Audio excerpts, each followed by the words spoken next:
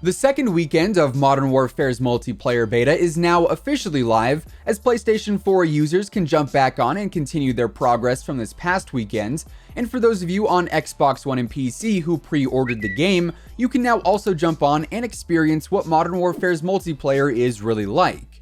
Now, the first weekend of the beta had quite a few ups and also quite a few downs. Obviously, it was the very first time that any larger player base got to play the game, so things like connectivity issues and server problems were kind of to be expected.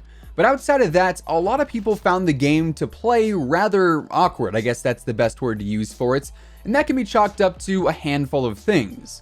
Of course, the main purpose of holding a beta in the first place is to stress test the game on a much larger level and allow the community to experience any potential bugs and other issues prior to the game officially launching.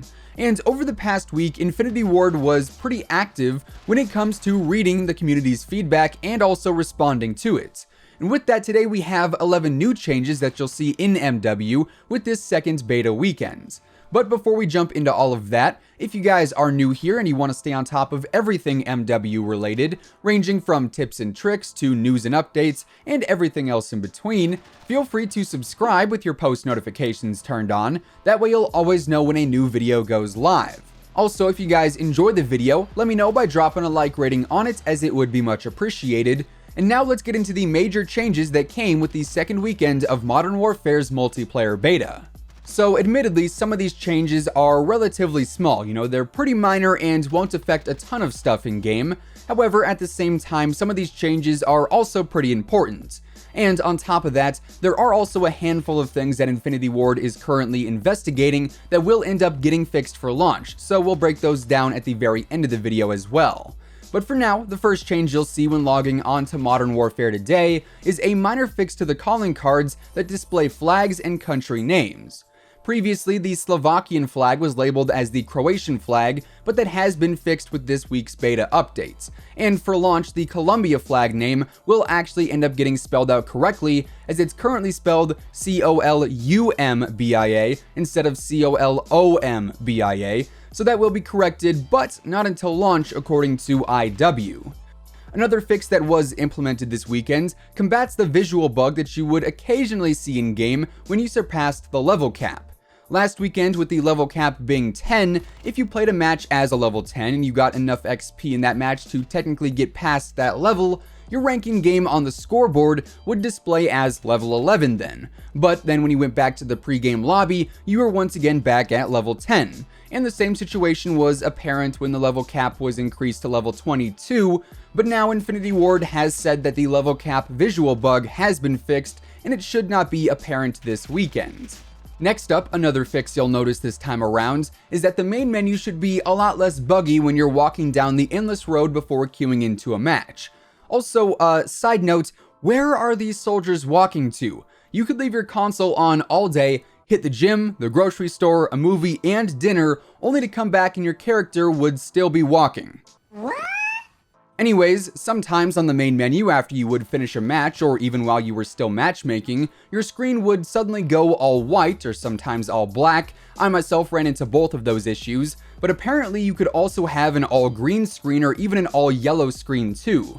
But Infinity Ward said that this is an issue that has been resolved for beta number 2, so hopefully now we can walk the lonely road without having a massive graphic freakout this time. Then, change number 4 that you'll see here in beta number 2 is that of some reworks to the cruise missile kill streak. If you ended up using the cruise missile last weekend, you may have noticed that sometimes the map and also the enemies on it would not display properly, and regardless of if they did or did not, the missile itself was also really awkward to control sometimes. That's actually the main reason why I ended up switching away from using the cruise missile and instead opted for the setup of personal radar, UAV, and either the VTOL jet or the support helicopter, because I found the steering on the missile to be really weird at times. However, Infinity Ward has said that the controls for the cruise missile and also its issues with spotting enemies have been resolved for this weekend, so perhaps I'll give it another try to see if things really have changed. Next up, character models in this game can be really weird too, as I've learned throughout my playtime thus far, as sometimes they'll be crouching at odd angles or glitching out in some other manner, like for instance clipping through vehicles in the intro screens, or even clipping through the deployable cover field upgrade. And both of those clipping issues have been fixed for this weekend. But there was no mention of the awkward crouching, so maybe that's intentional, maybe they are still looking into it, or maybe that's just me overanalyzing the situation. I don't know, but at least some of the character model issues have been updated and fixed. Change number 6 that you'll notice this weekend is probably one of the biggest ones on this list, and that is the fix implemented to get rid of the annoying Semtex bug that would occur when a Semtex grenade would land on a door. If you didn't know, in weekend 1 of the beta, sometimes if you threw a Semtex and it stuck to a door that you could open or close, the Semtex simply would not blow up at all, and instead it would land on the door and remain there flashing and giving off an indicator forever. That is, until you interacted with the door, and then it would blow up, which most likely resulted in a death for the player who either opened or closed that door due to the blast radius. This was a glitch that I ran into multiple times throughout my playtime on the game, so I am very glad to see that this one has been fixed. Then the 7th change that Infinity Ward is currently working on is that of fixing certain locations that cause players to get stuck and makes them unable to move.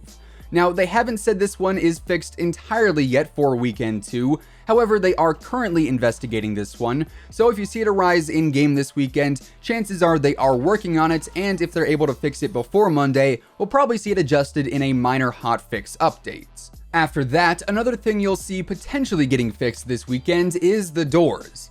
While being able to open, close, and bust through various doors on the map is a pretty cool feature, it is a feature that thus far has resulted in some pretty broken encounters. Sometimes doors that are open will appear open for you and not for the enemies, or vice versa. Sometimes you bust through doors that are already open, and in general the doors really aren't working properly. That said, Infinity Ward has said that our interactions with the doors are being monitored, and chances are if there are any major bugs found this weekend pertaining to the doors in specific, they'll be fixed before Monday, so that could result in yet another minor hotfix later on this weekend as well. Moving on, another very prominent issue in weekend 1 of the beta was the spawning, as sometimes you would spawn with enemies on top of you, sometimes you'd spawn on top of the enemies, and sometimes you'd spawn half a mile away from the action. Just to put it bluntly, the spawns just weren't that good this past weekend, and Infinity Ward is well aware of the issue right now, and they are currently monitoring feedback on the problems. Here's the thing though, Infinity Ward was not very clear if that's something that we'll actually see fixed this weekend, or if the spawns will be something that is fixed for launch. In addition to that though, another thing that they are monitoring and planning on changing right now is various lighting and exposure issues on certain maps, where in some instances, it's too dark when looking into a building from the outside, and thus enemies can appear shrouded and hidden despite it not being intended. Then finally, the last thing that's being monitored this weekend in general is the minimap. However, we are also going to see a change to the minimap implemented when the 32v32 ground war mode goes live, as the minimap in that mode in specific will display enemy fire just like normal, whereas in the other modes, the minimap will simply show teammates and not enemies unless you have a personal radar or a UAV active. So if you want the true regular Call of Duty minimap back with all of its regular functions, you are going to have to play Ground War to experience that. So those are 11 changes that either have been confirmed to be fixed with the Crossplay Beta, or could potentially be fixed this weekend as we progress throughout it. On top of all of that though, Infinity Ward did also mention that they are currently investigating the smoke effects on all weapons, the recon drone field upgrade, and also weapons clipping through the operator character models. So those are 3 more changes that we could see fixed by launch at the very latest. With all of that being said though, that is effectively going to wrap things up for now. So if you guys enjoyed the video, let me know by dropping a like rating on it, as it would be much appreciated, and it also does really help out the channel. And of course, if you are brand new here and you want to stay on top of everything going on in the world of Call of Duty, ranging from news to leaks to updates and pretty much everything else in between, feel free to subscribe with your post notifications turned on, that way you'll always know when I post a new video. As always, be sure to use code IMMORTAL to get a discount on all G Fuel, Control Freak, and Respawn products. All of those links can be found down in the description below, and once again, thanks so much for tuning in. Until next time, take it easy, have an awesome rest of your day, and I'll catch you guys later. Peace out.